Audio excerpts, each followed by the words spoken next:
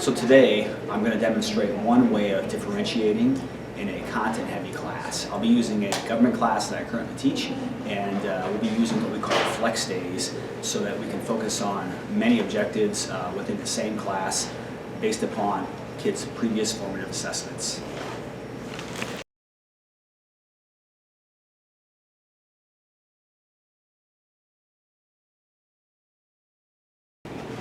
So previous to today, I have done a formative assessment on 3 different lessons, and the first one was on federalism, the second one was on the separation of powers and checks and balances, and the third one was on judicial review. So I've compiled my formative assessment data for each of these 3 and based my groupings on the results.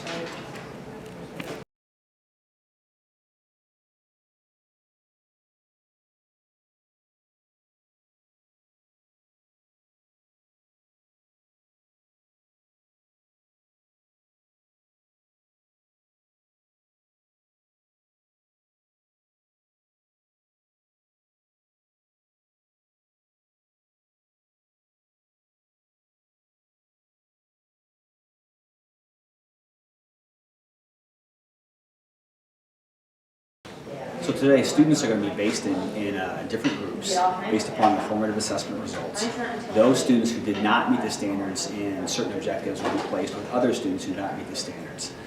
Now, there are a couple kids that didn't meet a couple of the standards, and they will be grouped together in the federalism group. And the reason is because it's the biggest topic, and it will be worth the most points on the summative assessment. So I want them to get as many points as possible on the summative assessment. So we'll focus on federalism for the students who didn't meet the standard in more than one of the objectives. Oh, love it.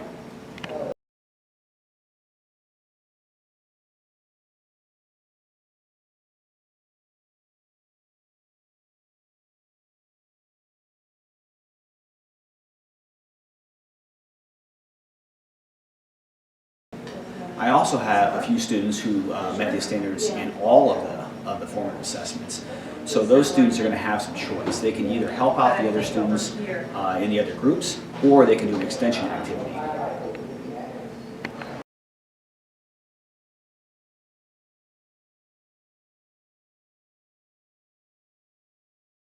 Students who are working on the federalism activity, they will be doing a categorization, and what I would like them to do is they're going to take lots of examples of federalism and put them in the appropriate categories. I want them to have conversations so that they get a deeper understanding of the concept, not just completing the task.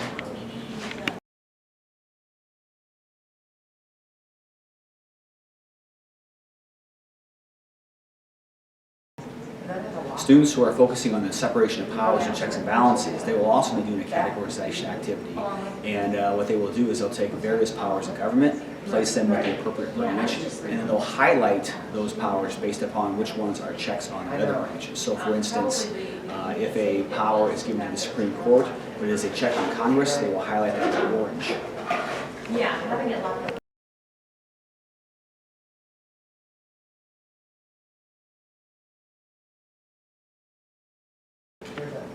Those who are focusing on judicial review will be given the court case Marbury versus Madison, and they will read the official opinion, which is quite a long document, and then they'll flesh out some of the most important points of that activity.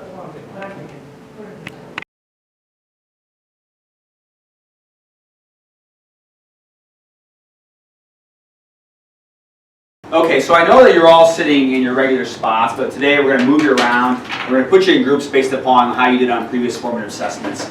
So based on your formative assessments on separation of powers, checks and balances, federalism, and then maybe a little bit of judicial review, we're going to move you guys around, and we're going to give you guys a little bit different tasks based upon how you did on previous formative assessments. So what I would like you to do is just look up here. Does everyone see their name? I'm going to zoom in here. Everyone see their names? So these are the groups that you are going to be in. Anybody having trouble seeing that? Okay, so what you're going to do is you're going to form these groups. So for instance, if you are in this group right here, federalism, I want this group right here, you're going to form like kind of a circle with your desk right in the back of the classroom next to the windows. If you are this federalism group right here, you're going to form a circle of desks right up here in front, right in front of the whiteboard. If you are in the separation of powers group, this group right here, You guys are going to come over here to the west side of the room. You're going to form a group right there. And if you are in this group right here, the judicial review, you're going to form a group over here on the right side of the room, okay? Anybody have any questions? All right, go ahead and move. Let's go with this.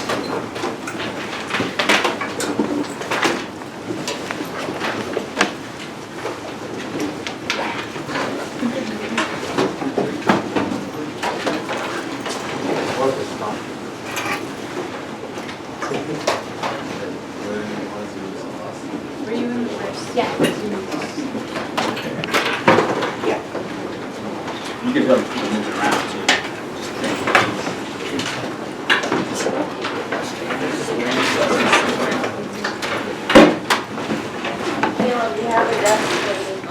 Yeah, go ahead and move the desk around, ladies and gentlemen. Get comfortable so you can face each other and look at each other. We want you to be in a situation where you can easily talk to each other and discuss your task and what you're going to do. Okay, everybody in the groups pretty much? Okay, as everyone's settling in, what I'd like to do next is go ahead and log on to the daily agenda for class.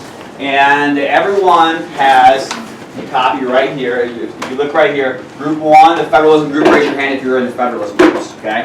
So what I would like you to do is click on this link where it says federalism review, go ahead, open that up and make a copy. And then you're going to start working on that. Those of you that are in the separation of powers and checks and balances, that's you guys over there, right? Yeah. So you guys are going to open up the separation of powers, checks and balances, make a copy of that, and start working on that, right? And then people over here with judicial review and Margaret versus Madison, you guys are going to open that document, and you're going to start working on that, right? Any questions so far?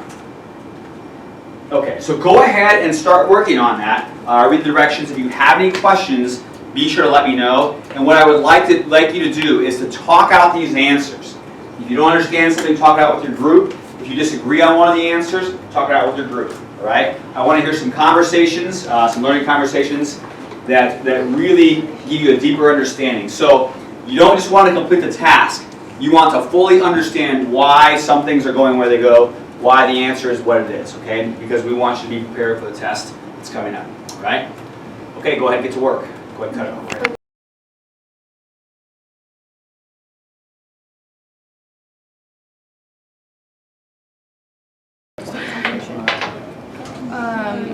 Extradition of criminals. I Is think that that's like state to state cooperation. the- It's like when if a criminal, like. commits a crime Yeah, in one commits a crime state in and one the state other and then state, If they flee to like another state, and then the that state will, returns them, yeah, basically? to the Okay. state so they can stay So in that would be trial. state to state cooperation. Yeah.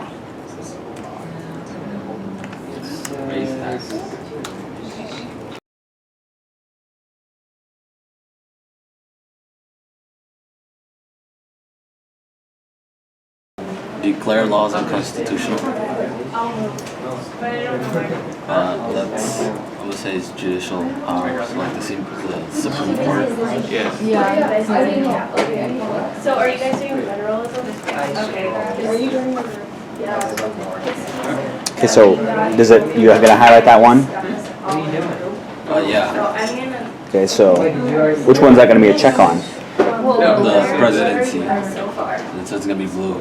We've done one. Okay, now think about it. Who writes the laws? The Congress. Okay, so Congress writes the laws, right? And if the Supreme Court says that this law is now unconstitutional, who are they really checking then? Congress. Checking Congress. So what color are you going to highlight? Yellow. Okay.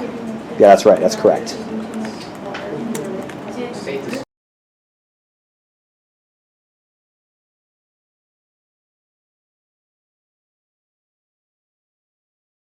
Because, but there's like more hospitals around the U.S., but they have the whole center in UMC. Yeah, they're one of the two in the country that can hold the Ebola virus safely without risk of contamination. That's around here. Competition. Yeah, so Yeah, I'd say competition. then also aren't they transporting it so that the other states don't get affected? That's what I'm saying. Wouldn't more money be here to? UNO grant to train computer programmers. I think that'd be a federal and state.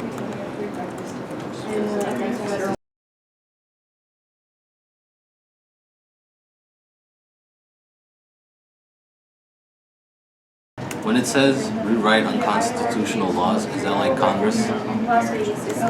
Yeah, so think about it. If a law is found unconstitutional, sometimes one of the branches will rewrite the law to make it constitutional. Yeah. So then, which one do you think that would be? Legislative. Okay, now why do you say that? You're correct, but why do you say that? Because they're the ones who write the laws, and then the Supreme Court can declare them unconstitutional, and if it's unconstitutional, then the legislative is going to have to rewrite them to make them constitutional, or just take that part out. Yeah, so that's exactly right. So I'll just give you an example here. So let's say like the death penalty. Let's say the Supreme Court rules that one form of execution is found unconstitutional. Well, then what the legislature can do is they can say, okay, so we're not going to use the electric chair anymore. We're going to now use the gas chamber, or we're going to use lethal injection. So they might rewrite the state law to make it constitutional if it's found to be in violation of the Constitution. Does that make sense? Yeah. Yeah? Okay.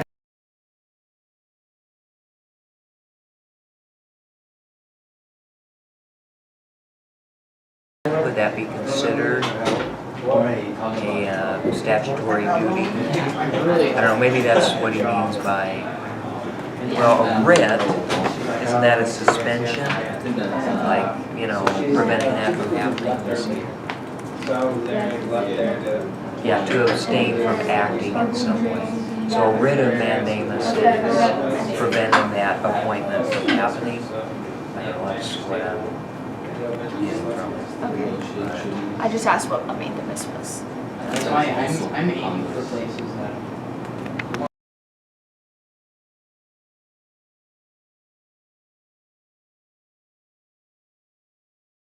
The next one that you which is federal to state cooperation, because it's a federal criminal, so it would need to go to a federal jail. Yeah. So the local jail holding it is just Lower The state gas. cooperation. yeah. Federal. Okay, so for like the local jails holding a federal criminal, that would be the federal? That's Yeah. federal state cooperation. Because it's the major U.S. government working with kind of local Yeah, the governments local or governments. a state government. So legalize gambling in Iowa, but not in Nebraska, that would be state-to-state competition. Yeah. So Iowa.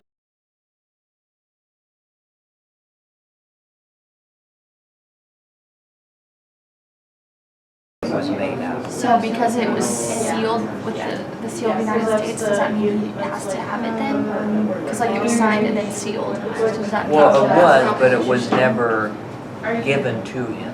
Yes. It was never. Because Thomas Jefferson told Adams not to give it to him once it was signed and sworn into office. Yeah, I mean, once Jefferson was in office, he thought he could have the control over, Right, but I guess my question is, since it was already sealed and signed, we are recommended to have his right to the We will give you money to do these things. I don't know, I'm gonna read further, because that's just the first part of the whole argument, so there might be some more information.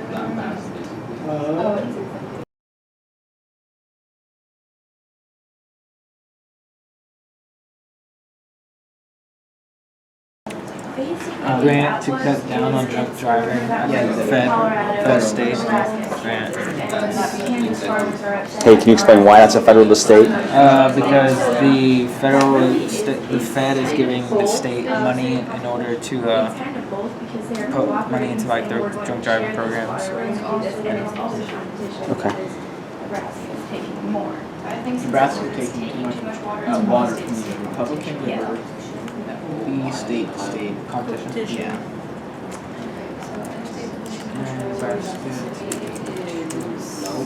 State-to-state cooperation.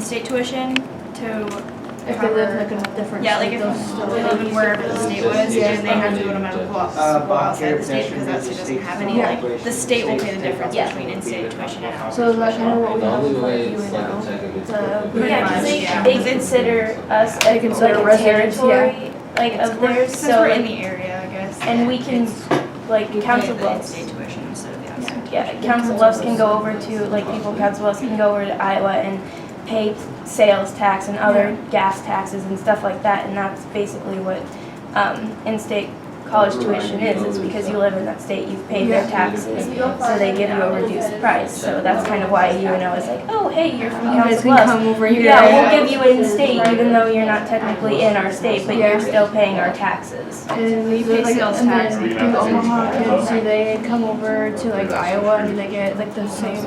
I'm guessing for like Iowa Western, they can Yeah, get Iowa in-state. Western they get in-state because I think that Iowa Western and UNO have the same agreement. Like you can come over to Iowa Western if you want to Omaha. No state.